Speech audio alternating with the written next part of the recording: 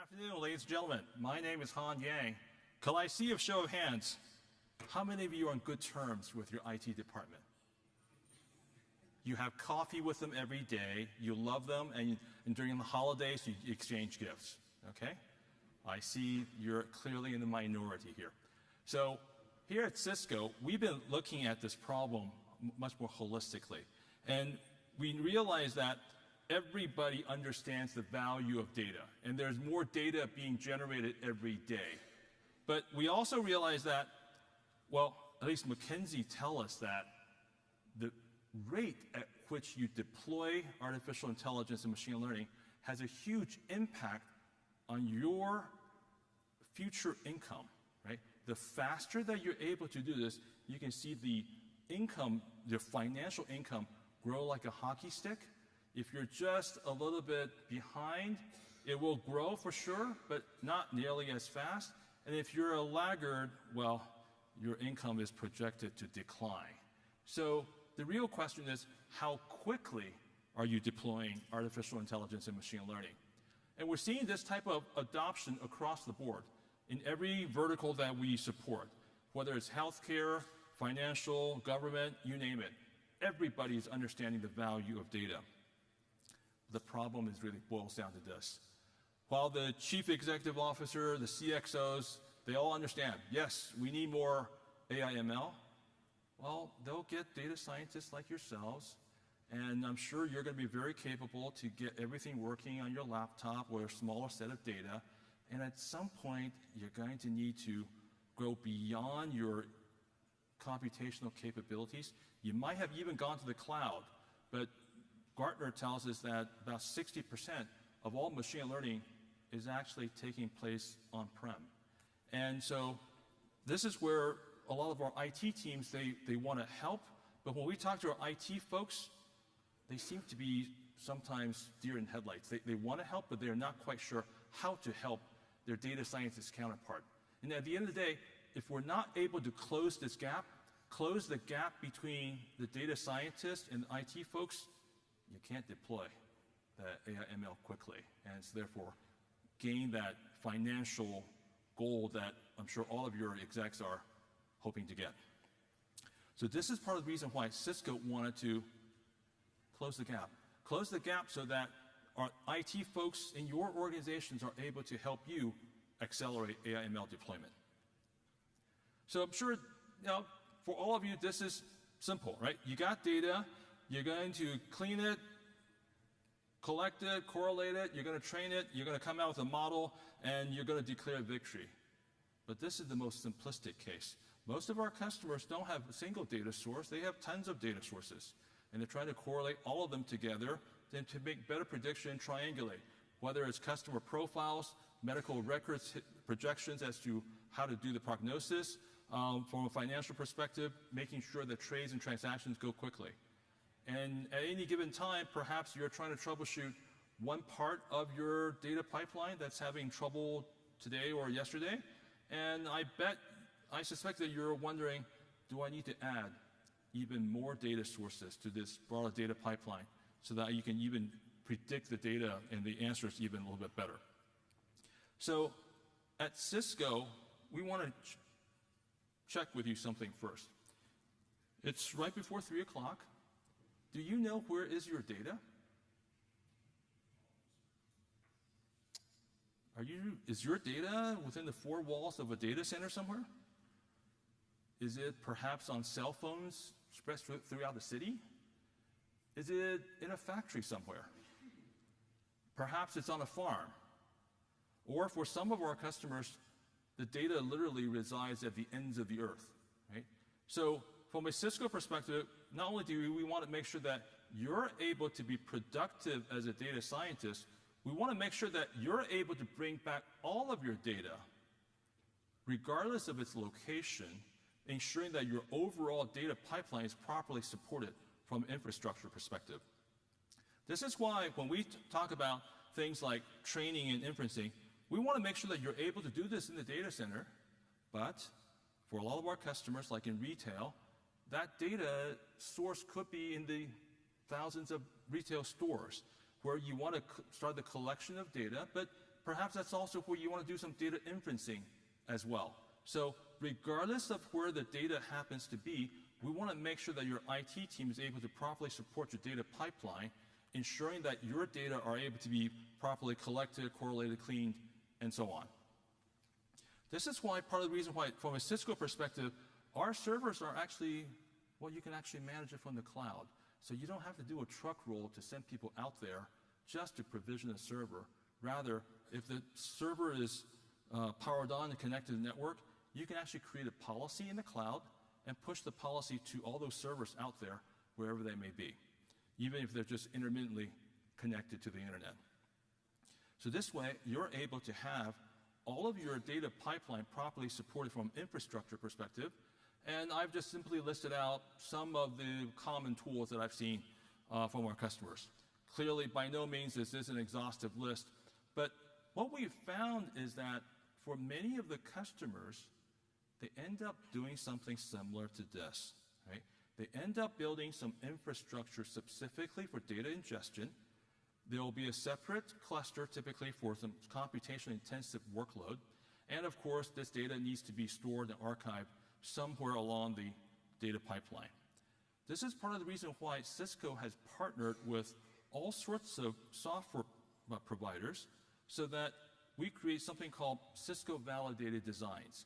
These are basically, they're actually pretty thick documents, but they have the blueprint for your IT team to be able to deploy this software with confidence and all the nerd-knob settings already figured out, both from a hardware and software perspective, ensuring that folks like you are productive with your complete holistic data pipeline so that you get to focus on the data science rather than focus on the IT piece of it. From speaking to just a few of you prior to me getting on stage, it looks like a lot of you data scientists are doing a lot more than your data science job description entails, right? It seems like all of you are doing some sort of IT already just to get your job done. Well, from a Cisco perspective, we think that's really cool. We also think that it's even cooler if you're able to work with your IT counterparts so that they can help you to become even more productive and have you focus on the data science piece of it. So this is some of the things that we've done. These are just some of the solutions that Cisco has developed, and I'll go into each of these in a little bit more details in the coming few slides. For example, some of our customers are leveraging big data, and we've actually worked with partners like Cloudera and Hortonworks so that if you're in a Hadoop type environment, how do you make sure that you're able to get the best performance and scale out of your Hadoop cluster so that that could be part of your data pipeline. Some of our biggest customers actually have over 4,000 servers as part of their Hadoop cluster, ensuring that they're actually getting the best performance and reliability out of the whole data pipeline. Some of our customers love Kubernetes, right? They like containers so that each data scientist can work on a variant of, let's say, TensorFlow of their choice. But they're able to run it and share some GPU-intensive servers so that they're able to have a cluster to be able to scale out, especially when they're doing some massive parallel hyperparameter tuning. So that's why we've been working with Red Hat on an OpenShift deployment so that they're able to pick and choose in terms of their hardware, as well as having a variety of software versions as part of that software ecosystem. Cisco has been working with an open source project called Cubeflow. For those of you that aren't aware, it's an open source project created by Google, integrating originally TensorFlow on top of Kubernetes. And as it turned out, now Cubeflow supports even PyTorch and other deep learning frameworks. But along the way, Cisco actually contributed over 2.8 million lines of code to Cubeflow to make sure that customers are able to have a consistent hybrid cloud experience, whether running on Cisco servers or in this case, running in the Google Cloud. And of course, we've been partnering with our storage vendors like NetApp and Pure to make sure that they're able to have a complete orchestrated system for both computation as well as storage as part of the solution. And we even did some sort of a demonstration that I'll show you a little bit, where in a retail environment, you're able to get customer sentiment analysis based on their video. And we're able to do this remotely because our servers are placed out there at the retail stores and remotely provisioned from the cloud. But before I go into details, most of our customers, especially data scientists, are interested in knowing are you going to help me accelerate some of my workload, especially from a machine learning training perspective? This is why we've actually introduced servers that's got like 8 GPUs, right? So that it's able to do all sorts of deep learning workloads really well. In fact, we've actually done some benchmarking. We've done some benchmarking with the typical ImageNet for deep learning convolutional neural networks, where we monitored how much CPU is being utilized as well as GPU. So you can see in this chart here where we've done things like VGG, ResNet, AlexNet, and so on, where on the left you can see the CPU utilization, and on the right you can see the GPU utilization. So as you run through this from a training perspective, most of the time the GPUs is pretty much maximum loaded, close to 100%. But for some of these algorithms, the CPUs are also heavily loaded, and in fact the GPU with AlexNet is one that fluctuates the most. So what we found is that, yes, GPUs are clearly important when it comes to deep learning, but CPUs are also equally important. So that your choice of CPU also matters when it comes to deep learning as well. So having a good balanced system in a part of your server actually makes a huge amount of impact in terms of your training time and so on. So this is some of the things that we've done to make sure that when your IT gets involved, they're able to choose the right servers, ensuring that you get to have the maximum performance. And we've even not just benchmarked a single server, we put multiple of these servers together. In this case, 4 servers, each one with 8 GPUs, so total 32 GPUs, connected over a 100 gigabit Ethernet network. We did this effort with Pure Storage, and this is the kind of results that we found. Right? As you go from 1 to 32 GPUs, you're able to basically get linear scale-up for things like, in this case, VGG. Right? This is one of the ImageNet convolutional networks. The bars in gray are what we call synthetic data, where the data is actually generated in the CPU and fed into the image, into the VGG neural network. This way, it takes out any sort of performance loss from the storage perspective. And the bars in orange are actually where the data is being loaded across the storage system. So you can basically see that as you increase the number of GPUs, you're getting linear scale-up. And at the 32 end, there's probably around a loss around 4 to 5%. Right? So basically, as you add more servers, you're able to get additional computational firepower. And if you do with ResNet 50, the performance loss at 32% is around something like 2 to 3%. So we want to make sure that we're building systems to make sure that you are able to get the maximum performance, especially as your data increases in volume, and you want that to test out even more combinations of hyperparameters and so on. So we've also been working with Nvidia. For those of you that are, I think we had earlier this morning the Nvidia speaker as part of the morning keynote. Nvidia has actually created some containers that they call NGC. So they've created these containers so that you're able to have various versions of PyTorch. I think I have the list here somewhere. Things like Caffe, TensorFlow, and so on, so that you're able to run the software right on top of the servers. And from a Cisco perspective, we actually been working with Nvidia very closely, ensuring that the Cisco servers are validated to run with these optimized, GPU-optimized containers packaged by Nvidia. And we were actually one of the first OEMs to do so. This was announced 2 weeks ago at the Nvidia GTC conference. So this is yet another way we're making sure that you can be productive with accelerated software running on top of lots of GPUs, in this case with the deep learning type of frameworks. But let me kind of walk you through some of the other solutions that Cisco have done with various software partners in the ecosystem, ensuring that regardless of where your data happens to be, you're able to be productive and focusing on the data science piece of it. Let me kind of walk you through things like Hortonworks. This is something that we've done from a big data perspective. We've consistently led some of the TPC benchmarks when it comes to big data, ensuring that you're able to have not only the scale out performance, but to be able to have the easiest way to get your IT team to be productive. These Cisco validated designs that I mentioned earlier are basically blueprints that we posted on Cisco.com. ensuring that your IT counterparts are able to focus on the IT piece of it, and ensuring that with things like Apache Spark, you're able to do the type of ETL, and to be able to scale out as part of the deployment. With the most recent version of Hortonworks, they're able to not only support CPUs, now GPUs, and even containers. So this is one of the demos that we've actually shown just a few weeks ago, where you're able to run containerized software, in this case from Nvidia, as part of your Hadoop cluster, ensuring that your IT team can now scale not only CPU, but GPU as well as HDFS storage, right? So in essence, you have a scalable architecture ensuring that you maximize your productivity. In a similar way, we're doing similar things with Red Hat for those customers that are container-minded, ensuring that they're able to do similar things from a Red Hat OpenShift perspective. Kubernetes is awesome, and lots of customers are enjoying it, but typically your IT wants to make sure that if there's something goes wrong at 2 o'clock in the morning, they can call up Red Hat to make sure that they can get the problems resolved.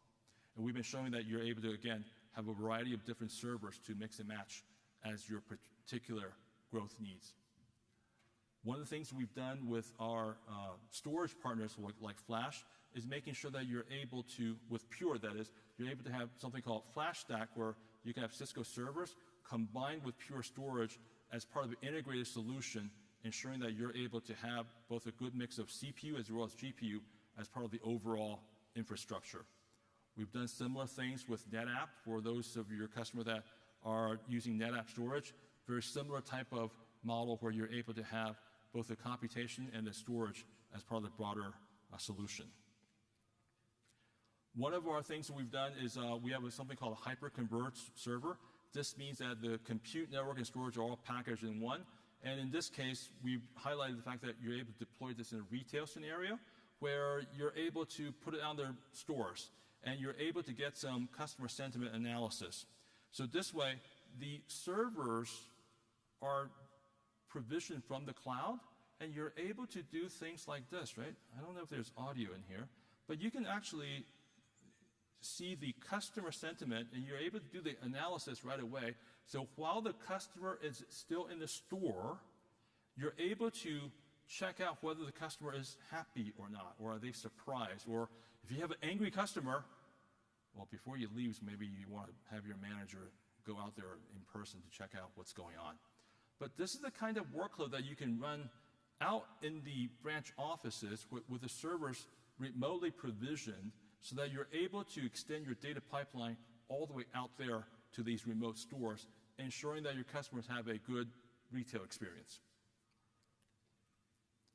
And we've been working very closely with an open source project called Cubeflow.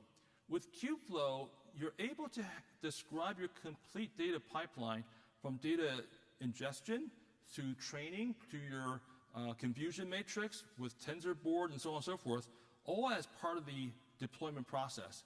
It even includes an inferencing server so that once the model is properly trained, you're able to call up that model just with accessing a particular URL. So we've been making sure that customers are able to have this type of tool not only running on-prem, but working closely with Google so that you're able to have this experience in Google Cloud as well. So having this type of hybrid cloud experience ensures that you're able to run an experiment, perhaps in the Google Cloud, and if you have more data to work out, bring it back on-prem, but not have to think about all the tool chains involved. By having a consistent set of tools in both environments, again, we want to maximize your data science productivity. And we'll be sharing more about this next week at the Google Next conference in San Francisco as well. And of course, we're at AnacondaCon. One of the things that we've been demonstrating for the past 2 days is Anaconda Enterprise running on top of Cisco servers. We're planning to, in a similar way, to have solution briefs with Anaconda, ensuring that your IT departments are able to deploy and scale your Anaconda Enterprise deployments as part of your enterprise, ensuring that you're able to do this quickly. Again, having you focus on the particular data science needs. So in short, the solution is quite simple. From a Cisco perspective, we want to make sure that you get to have the best tools for your IT department ensuring that data scientists like you are able to be productive, whether it's in the cloud or on-prem, whether it's air-gapped or as part of a shared infrastructure, whether it's the tools like Anaconda or a variety of other tools such as Hadoop, TensorFlow, Kubernetes, whatever the case might be. So regardless of your particular data science journey, we want to make sure that you are the one that's productive, ensuring that you're able to deploy the AI/ML faster than your competitors. With that, I want to thank you.